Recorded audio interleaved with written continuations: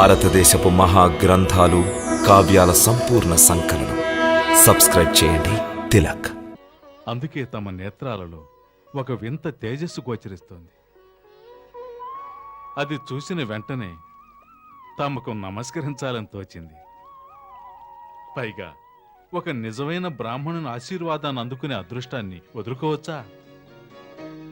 యశస్వీ భవ. మహాసంస్కారిలా ఉన్నావు.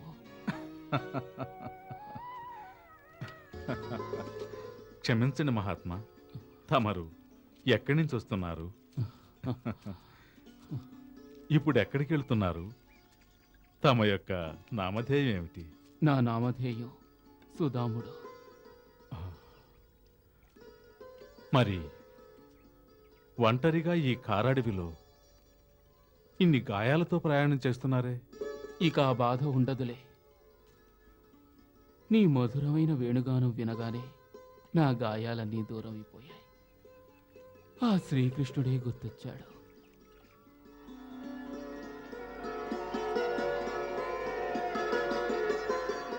మహా మధురంగా వాయిస్తున్నావు నీవు వేణువును.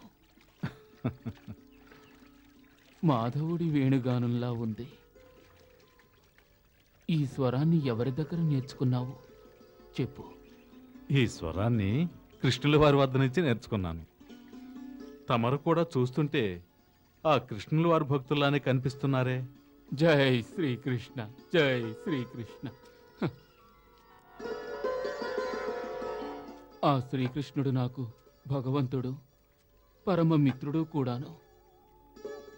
అతన్ని దర్శించుకోవాలన్న కోరికతోనే ద్వారకకు వెళ్తున్నాను. మరి నీవు? నేనా? నా పేరు మురళీ మనోహర. ఇప్పుడు నేను ద్వారకే వెళ్తున్నా. నీవు కూడా ద్వారకకే వెళ్తున్నావా? ద్వారకలోనేగా నేనుండేది. ఇప్పుడు తమరు తోడు రావడంతో ఇక ప్రయాణం సుఖంగా సాగుతుంది. నేనిప్పుడు నా భార్యను పుట్టింట్లో వదిలేస్తున్నాను. ఆమె జ్ఞాపకాలు వదలకపోవటంతో అడుగు ముందుకు సాగటం లేదు.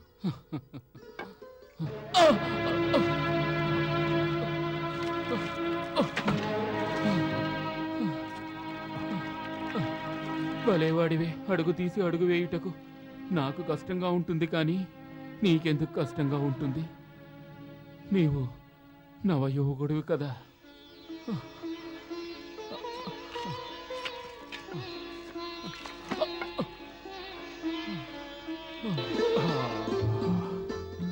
ఏం చెప్పమంటారు?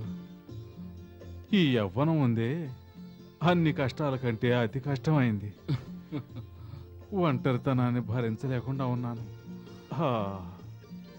ధర్మపత్నిని పుట్టింట్లో వదిలి ఇలా వస్తున్నానే గాని మనసు మాత్రం ఆమె వెనకే తిరుగుతోంది. ఏం చేయను? లక్ష్మీదేవి జ్ఞాపకాలు వదలలేకుండా ఉన్నాను. లక్ష్మీదేవి ఏమిటి? నీ ధర్మపత్న? ఆమె ఎంతో సౌందర్యవతి, మనోహర రూపలావణ్యాలు కలది.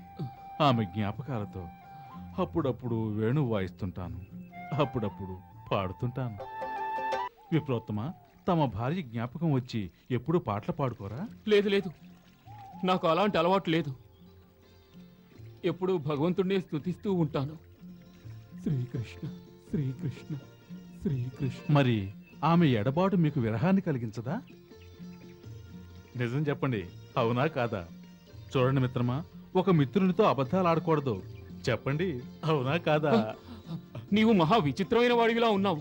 నన్ను విసిగించకు. మనం కలుసుకుని 2 గడియలైనా పూర్తి కాలేదు, అప్పుడే మిత్రమా అంటూ వచ్చిస్తున్నావు. శ్రీకృష్ణ శ్రీకృష్ణ శ్రీకృష్ణ. ఇదిగో ఓ బ్రాహ్మణోత్తమా, నా మాట వినండి. కాస్త ఆగండి. ఓ మిత్రమా, ఆగండి ఆగండి మిత్రమా. ఓ బ్రాహ్మణోత్తమా, ఆగండి. నన్ను అపార్థం చేసుకోకండి, అపార్థం చేసుకోకండి బ్రాహ్మణోత్తమా. నన్ను విసిగించకు. నేను ఎప్పుడు ఇంతే, మనసులో అనుకుంది బయటికి అనేస్తూ ఉంటాను. తమని నేను మిత్రునిగా భావించాను, అందుకే అలా మాట్లాడాను. మరి తమరు తమ పరిధిలోనే ఉండిపోవటం సమంజసం కాదు. తమని నేను మిత్రునిగా భావించినట్టే నన్ను తమరు మిత్రునిగా భావించాలిగా. మరి ఆత్మాభిమానం అనేది కూడా ఒకటి ఉంటుందిగా. నేను ఇప్పటి వరకు పరమ మిత్రుడైన శ్రీకృష్ణుడికే నా పరిస్థితిని గురించి చెప్పలేదు. నీకు మాత్రం ఎలా చెప్పగలను? తమ వేషధారణ చూస్తేనే అర్థమవుతోంది. తమకి ఆత్మాభిమానం మెండు. లేదంటే ఇంకా తమరు ద్వారకాధీశుని మిత్రులయ్యుండి ఇలాగే ఉంటారా? తమరేమైనా అనండి, తమరు చేసేది తప్పు అంటాను. తప్పా? ఏమిటా తప్పు? తమ ఉద్దేశంలో కొన్ని విషయాలు గుప్తంగా ఉంచటమే మంచిది అనుకుంటున్నారు. కానీ ఎవరైతే తమను నిజంగా ప్రేమిస్తారో వారు తమ ఆంతర్యాన్ని గ్రహించగలరు. నీవేం మాట్లాడుతున్నావో నాకు అర్థం కావడం లేదు. ముందు ముందు అర్థం అవుతుంది. చూడండి, మీ వివరాలు చెప్పకపోయినా మీ కుటుంబం ఎటువంటిది, మీకు పిల్లలు ఎంతమంది, మీరెక్కడి నుంచి వస్తున్నారు, ఇవన్నీ చెప్పగలను. మీ గురించి నాకు పూర్తిగా తెలుసు. ఏమిటి చెప్పనా? ఏమంటారు విప్రవర్య? చెప్పమంటారా? మాట్లాడండి. వద్దు. ఆ? ఇదిగో ఓ మిత్రమా, మిత్రమా, బ్రాహ్మణోత్తమా, నన్ను ఒంటరిగా వదిలి వెళ్తున్నారా? చూడండి, మనం ఇంకా ఎంతో దూరం పయనించాలి. నాతో పడవలో రండి. మనకి 20 క్రోసుల దూరం తగ్గిపోతుంది. రండి రండి మిత్రమా. వద్దులే, నీకు దూరంగా ఉండడమే శ్రేయస్కరం. ఇదిగో బ్రాహ్మణోత్తమా, తమ మిత్రులు శ్రీకృష్ణుల వారి మీద ఒట్టు, మీరు నాతో రావాల్సిందే. ఒట్ట? పరంధామా, ఎందుకయ్యా నాకు ఈ పరీక్ష? వద్దు, వస్తాను, వస్తాను. రండి రండి మిత్రమా, నువ్వు వెళ్ళు. రండి రండి. వదులు, నేను వస్తాను. రండి, నేను ఎక్కిస్తాను. నేను ఎక్కుతాను, నువ్వు వెళ్ళు.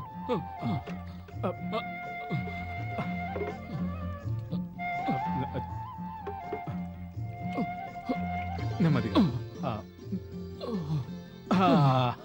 పోనివ్వండి పోనివ్వండి.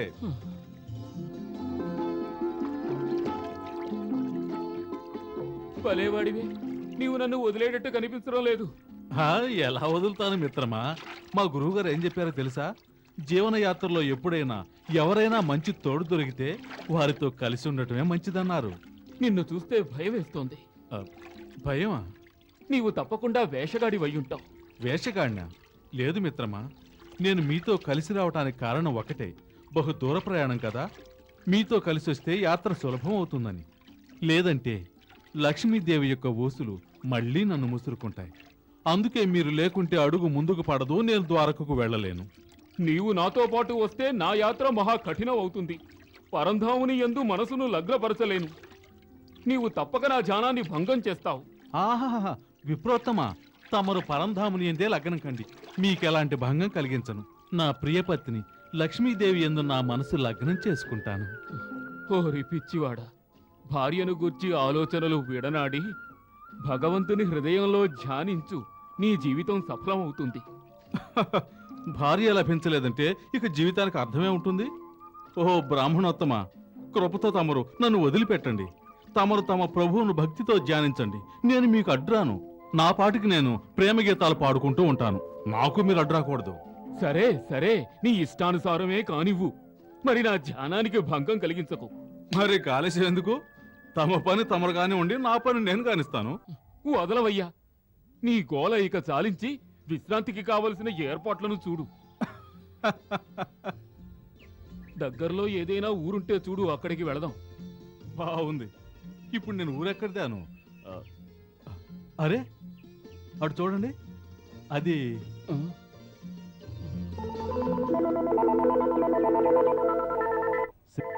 ఏదో శిథిలాలయంలో ఉంది. రండి వెళ్దాం. ఈ రాత్రికి మనం అక్కడే విశ్రమిద్దాం. రండి. పద. ఆ.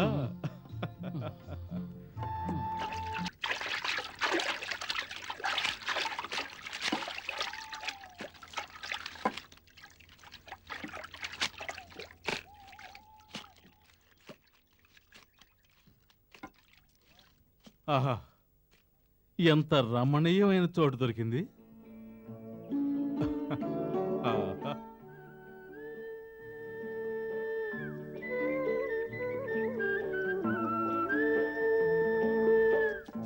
రండి బ్రాహ్మణోత్తమా. నీవు వెళ్ళు, నేనిప్పుడే వస్తాను.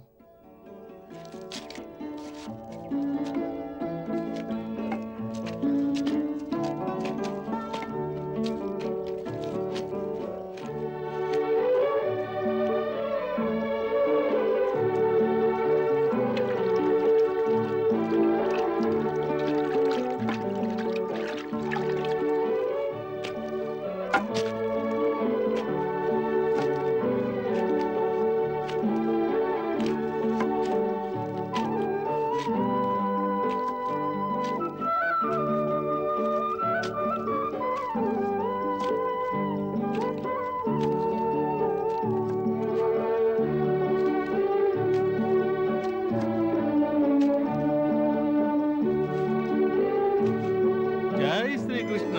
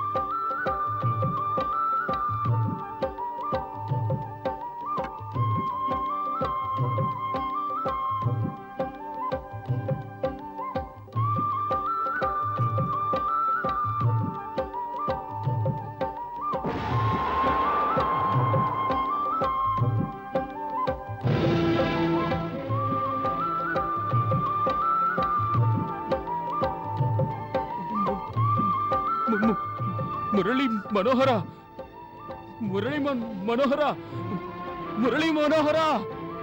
ఏమిటి బ్రాహ్మణవర్య?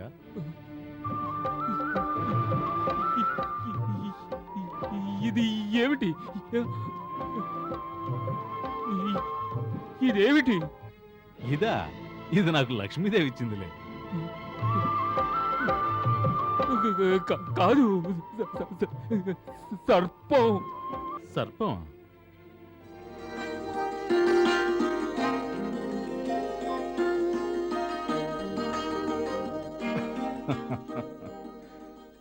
ప్రణామం నాగదేవత. నిన్ను చూసి సుధాముడు భీతిల్లుతున్నాడు.